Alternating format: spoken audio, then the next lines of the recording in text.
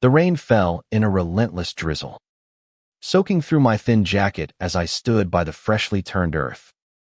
My mother's grave was a wound in the ground, raw and unhealed, just like the ache in my chest. Around me, the mourners huddled under black umbrellas, their faces a blur of feigned sorrow and whispered gossip. I could feel their eyes on me. Ethan Caldwell. The failure. The disappointment. The son who never amounted to anything. They didn't need to say it aloud. Their smirks and sidelong glances screamed it for them. I was 32, but the years had worn me down like an old pair of shoes. My hands, calloused from years of manual labor, clutched a single white rose, the only thing I could afford to bring her. She'd loved roses. My mother. Not the flashy red ones, but the quiet, unassuming white ones that bloomed in her small backyard garden. I placed it gently on the mound of dirt, my fingers trembling, not from the cold, but from the weight of her absence. Pathetic. A voice muttered nearby, sharp enough to cut through the patter of rain. I didn't need to look to know it was my cousin, Derek. He stood with his wife, both dressed in designer black, their faces twisted with disdain. Can't even afford a proper wreath, he sneered, loud enough for others to hear. A few stifled laughs followed, like knives twisting in my gut. I kept my head down, my jaw tight. I'd heard it all before at family gatherings, on rare visits to my mother's house when they'd swoop in with their expensive cars and fake concern. To them, I was the black sheep, the one who dropped out of college, who worked odd jobs and lived in a rundown apartment. They never saw the nights I spent by her bedside when cancer started winning, holding her hand as she whispered stories of her youth. They didn't know the promises I made to her, the ones I was still trying to keep. The priest's voice droned on, something about eternal rest, but it was hard to focus. My aunt, Margaret, leaned toward her daughter, whispering just loud enough for me to catch. He's probably here for the will. Thinks he'll get something. Her laugh was a brittle, ugly thing, and it took everything in me not to turn and scream. They didn't know her like I did. They didn't know the woman who'd raised me alone, who'd sacrificed everything to give me a chance, even when I fumbled it. As the service ended, people began to drift away, their umbrellas bobbing like dark clouds. I stayed, rooted to the spot, staring at the headstone. Lillian Caldwell, beloved mother. The words felt too small for who she was. She'd been my anchor, my confidant, the one person who never gave up on me. And now she was gone, and I was alone with their whispers and my own regrets. Ethan, a voice called, softer than the others. It was Mr. Hargrove, my mother's lawyer, an older man with kind eyes and a weathered briefcase. We need to talk. About the will. His tone was gentle, but there was something in his expressione, a flicker of something I couldn't place. I nodded, wiping the rain from my face, and followed him to his car. The ride to his office was quiet, the only sound the rhythmic swipe of windshield wipers. I didn't ask questions. I didn't have the energy. All I could think about was her smile, the way she'd squeeze my hand when I was a kid, promising everything would be okay. I didn't expect anything from her will. She'd had so little: a modest house, a small savings account, maybe some sentimental trinkets. The family had always made it clear they thought it would go to them, the successful ones. At the office, Mr. Hargrove ushered me into a small room where the rest of the family was already gathered. Derek sat with his arms crossed, his wife scrolling on her phone. Margaret and her daughter exchanged smug glances, as if they'd already divided the spoils. My uncle, Robert, was there too, his face unreadable but his presence heavy. Like he was owed something just for showing up. "Shall we begin?" Mr. Hargrove asked, adjusting his glasses. The room went silent, the air thick with anticipation. I sat in the back, my hands folded, bracing myself for their triumph. I didn't care about the money or the house. I just wanted this over, so I could grieve in peace. Mr. Hargrove cleared his throat and began reading. "To my family," he started, his voice steady. "I leave my gratitude for the moments we shared, however few." Derek snorted, and I felt my stomach twist. "But to my son, Ethan James Caldwell." Mr. Hargrove paused, his eyes meeting mine for a brief, heavy moment. "I leave everything." The room froze. Derek's smirk vanished. Margaret's mouth fell open. I blinked, certain I'd misheard. "Everything," I whispered, my voice barely audible. Mr. Hargrove nodded. "The house, the savings, the investments, the family heirlooms, everything." Lillian was very clear. The silence shattered. Derek was on his feet, his face red. "This is absurd. He's a nobody. She can't have meant that." Margaret joined in, her voice shrill. She was sick. She wasn't thinking straight. Their words blended into a cacophony of outrage, but I barely heard them. My mind was reeling, not with greed, but with the weight of her trust. She believed in me, even when I didn't believe in myself. Mr. Hargrove held up a hand, silencing them. "There's more," he said, pulling out a sealed envelope. "A letter. For Ethan alone." He handed it to me, and I took it with trembling hands. The room felt like it was closing in, their glares burning into me. But all I could think about was her handwriting on the envelope, the familiar curve of her letters. I didn't open it there. I couldn't. Not with their eyes on me, their anger palpable. Instead, I tucked it into my jacket and stood, my legs unsteady. "Thank you," I said to Mr. Hargrove, my voice hoarse. I didn't look at the others as I left, their protests echoing behind me. Outside, the rain had stopped, and the sky was clearing. Just a little.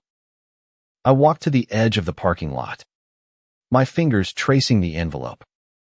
I didn't know what it said, but I knew it was her voice. One last time. And for the first time that day, I felt something other than grief, a spark of hope. Fragile but real. I sat on the sagging couch in my apartment, the envelope still unopened in my hands. The place was a mess, empty takeout containers on the coffee table, a pile of unwashed clothes in the corner, but it was home, the only one I could afford. The weight of the day pressed down on me. The memory of their voices at the funeral, their outrage in the lawyer's office. But none of that mattered as much as the letter in my hands. My mother's words, her final gift to me. I tore it open carefully, as if it might crumble. Inside was a single sheet of paper, her handwriting neat but shaky, a sign of the illness that had stolen her strength. My eyes stung as I began to read. "Ethan, my heart," it began. "If you're reading this, I'm gone, and I know you're hurting. But I need you to know something. You were always enough. You are my greatest pride, not because of what you've done, but because of who you are. I've seen your kindness, your strength, even when you couldn't see it yourself. The others, they never understood us. Not really. That's why I'm leaving everything to you. Not just the house or the money, but my trust. I know you'll use it to become the man I always knew you could be." I stopped, my vision blurring. Her trust. It felt heavier than any inheritance, heavier than the house or the savings account. I kept reading, her words pulling me back to the years we'd spent together, her teaching me to cook in our tiny kitchen, her laughter when I'd trip over my own feet, her quiet strength when life got hard. She'd written about a memory I'd almost forgotten, a summer when I was 10, when we'd planted those white roses together. You were so careful with them, she wrote.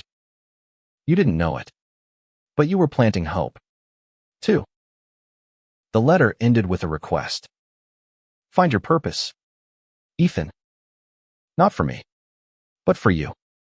The money, the house site's not the gift. The gift is the chance to start again.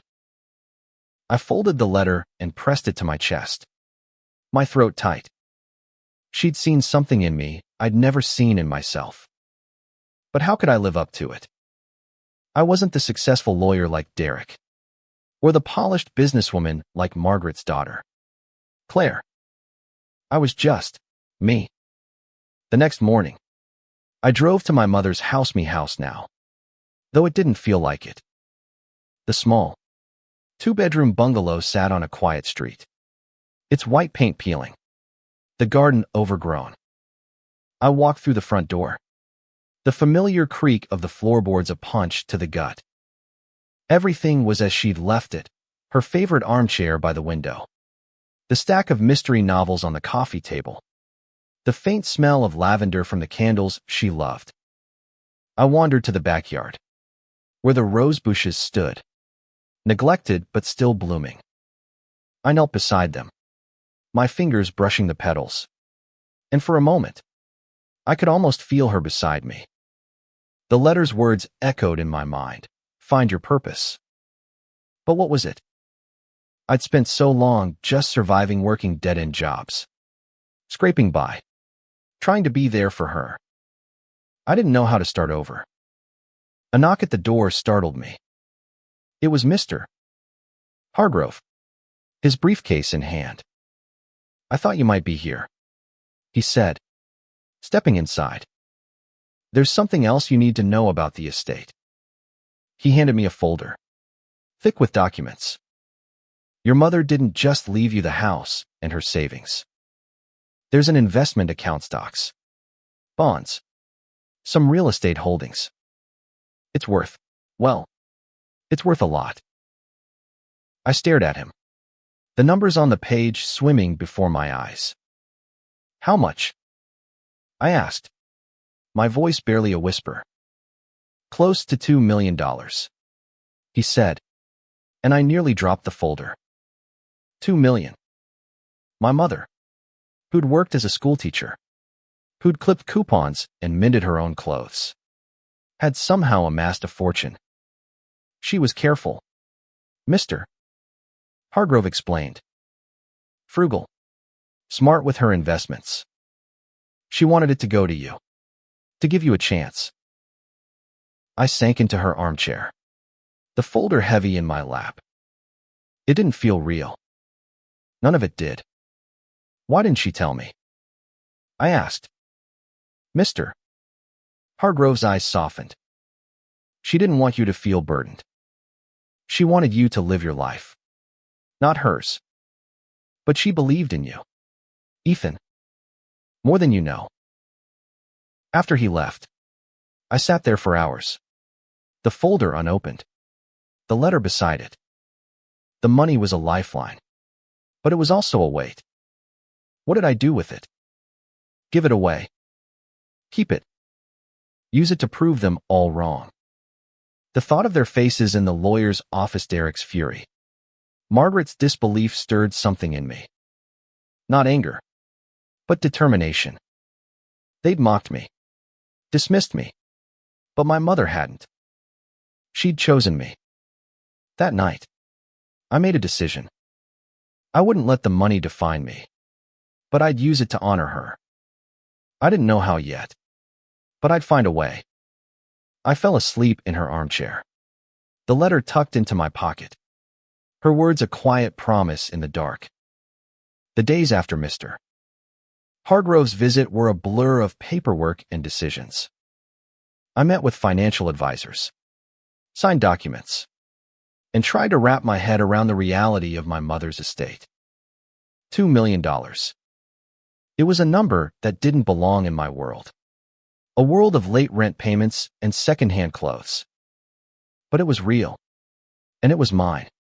And with it came a responsibility I wasn't sure I was ready for. I avoided the family. Derek had called twice, leaving voicemails laced with barely veiled threats.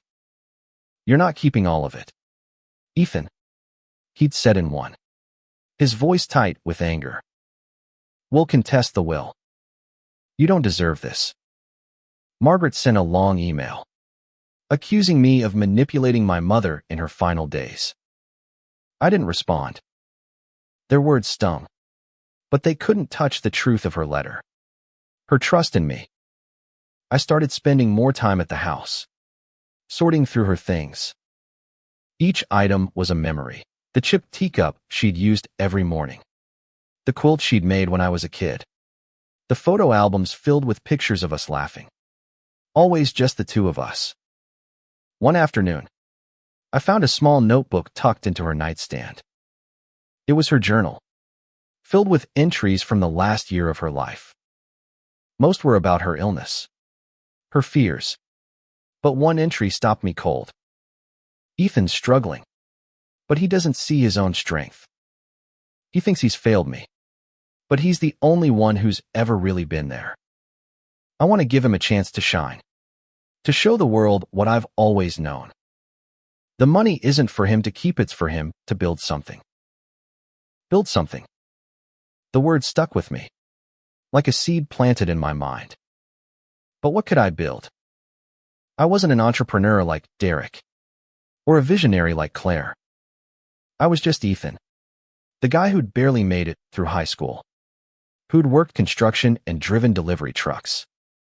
But her words kept echoing, and slowly, an idea began to form. I'd always loved books, the way my mother did. She'd read to me every night when I was a kid, her voice bringing stories to life. She'd dreamed of opening a bookstore, a little place where people could escape, find comfort, maybe even find themselves. She'd never had the money, but now I did. What if I could make her dream real? I started researching, spending hours on my laptop, learning about small businesses, real estate, and community spaces. The idea grew, taking shape like one of her roses. A bookstore, but more a place for people like me. People who'd been overlooked, who needed a second chance. I envisioned a cozy shop with shelves of books, a corner for kids to read, a space for community events, maybe even a program to help people like me, people who'd stumbled but still had dreams. I reached out to Mr. Hargrove, who connected me with a business consultant named Sarah. She was sharp, no nonsense, but kind, and she didn't look at me like I was a failure. "It's a solid idea," she said after I pitched it, "but it's a lot of work. You sure you're ready?" I wasn't, but I nodded anyway. For my mother, I'd try. The next step was finding a location. I spent days driving around town, looking at empty storefronts. Most were too expensive or too rundown. But then I found it, a small brick building on the edge of downtown, with big windows and a faded sign that read "For lease." It was perfect, close enough to the city center to draw people, but quiet enough to feel like a haven. I called Sarah, and we started the paperwork. The family didn't take it well. Derek showed up at the house one evening, his face flushed with anger. "You're throwing her money away on some pipe dream," he shouted, pacing the living room. "A bookstore.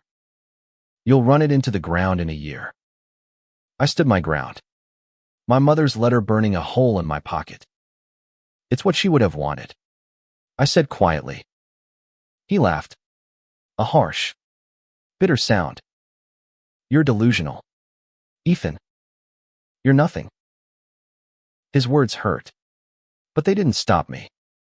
I was starting to believe in her vision, in her trust. I wasn't doing this for them, or even for me. I was doing it for her. The bookstore took shape slowly, like a painting coming into focus. I named it Lillian's Haven, a nod to my mother and the sanctuary I wanted it to be. Sarah helped me navigate the permits, the loans, the endless details I'd never thought about: inventory, taxes, marketing. I used a chunk of the inheritance to secure the lease and renovate the space, stripping away the old paint, installing warm wooden shelves, and setting up a cozy reading nook with armchairs and soft lighting. Every step felt like a leap of faith. I wasn't just building a store. I was building a legacy, something to prove I was more than their whispers, more than my own doubts. But the doubts were there, gnawing at me. What if Derek was right? What if I failed? I pushed the thoughts aside, focusing on the work. My mother had believed in me. That was enough. I hired a small team, a retired librarian named Joan, who knew books better than anyone, and a young artist named Miguel, who offered to paint a mural on the shop's exterior. He created a stunning image of white roses climbing a trellis, with a single open book at the center, its pages turning into birds. It was beautiful, a tribute to her, and every time I looked at it, I felt her with me. The family's attacks didn't stop. Margaret and Claire filed a formal contest to the will, claiming undue influence. Their lawyer argued that my mother's illness had clouded her judgment, that I'd coerced her into cutting them out. It was a lie, but it dragged me into court, forcing me to relive her final days. Mr. Hargrove was a rock, presenting her letter, her journal, and testimonies from her doctors about her mental clarity. The judge dismissed the case, but not before weeks of stress and legal fees ate into the inheritance. Through it all, I kept working. The store started to feel real: shelves filled with books, a coffee machine humming in the corner, a schedule of events pinned to a bulletin board. Joan suggested a literacy program for local kids, and Miguel proposed an art workshop for teens. I loved their ideas, the way they saw the store as more than a business. It was becoming what I'd hoped, a place for second chances. Opening day was a month away when Derek showed up again, this time with a different tactic. He stood in the doorway of Lillian's Haven, his eyes scanning the half-finished space. "You're really doing this?" he said, his tone softer but still edged with contempt. "You think this will make you somebody?" "It's not about that," I said, sanding a shelf. "It's about her." He shook his head. "You're wasting her money.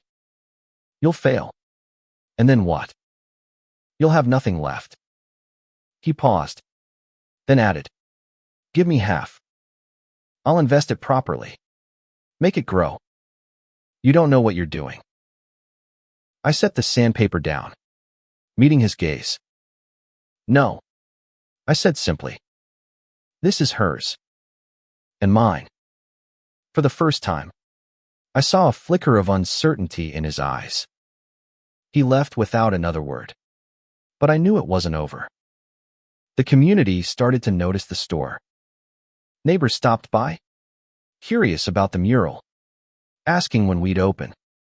A local teacher offered to host a book club, and a nearby shelter asked if we could donate books for their residents.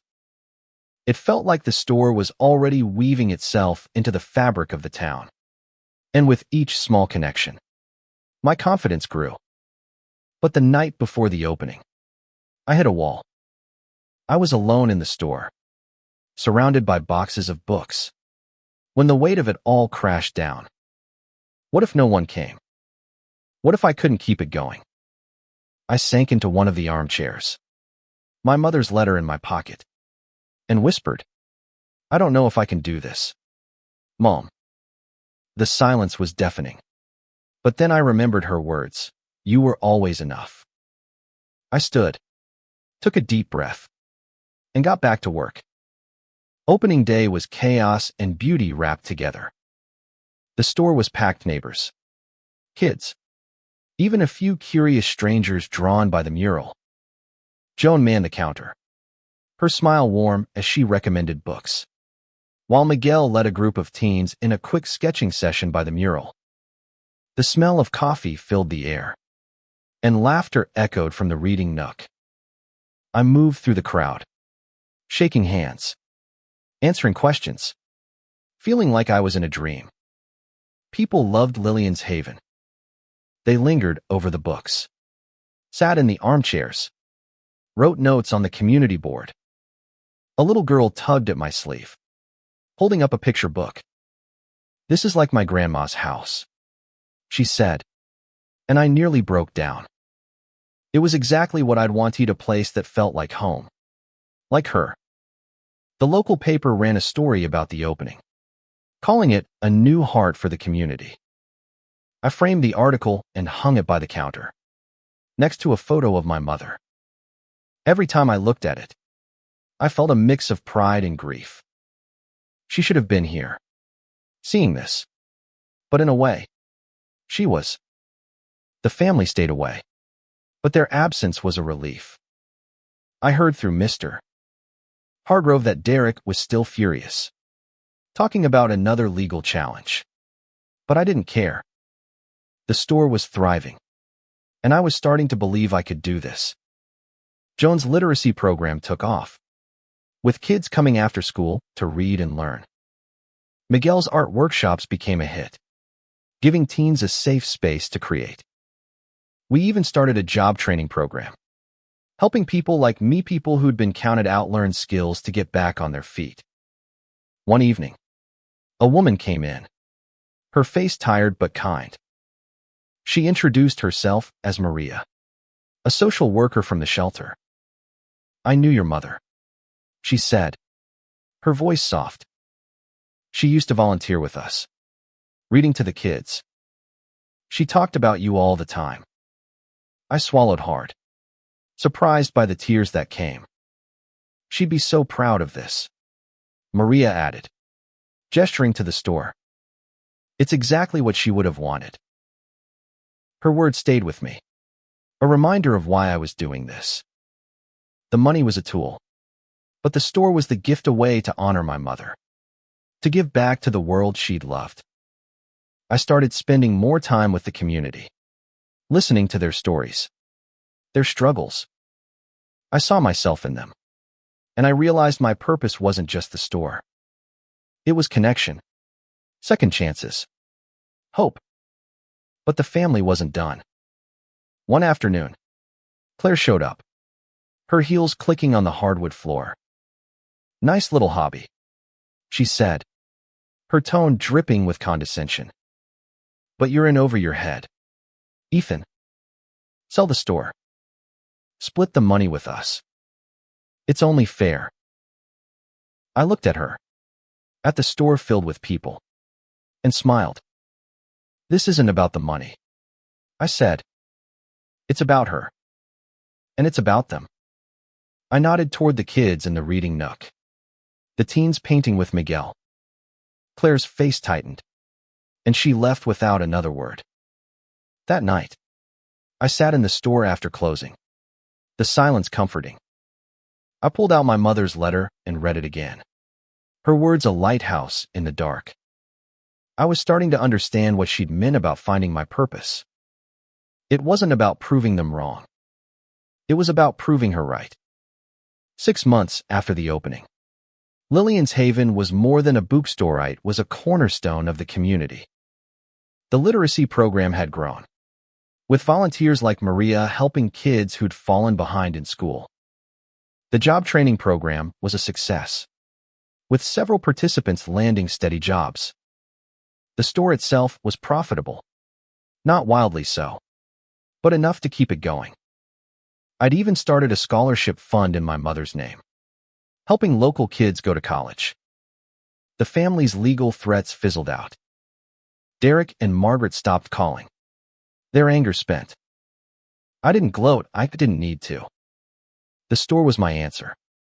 My proof that I was more than their mockery. But more than that, it was my mother's legacy.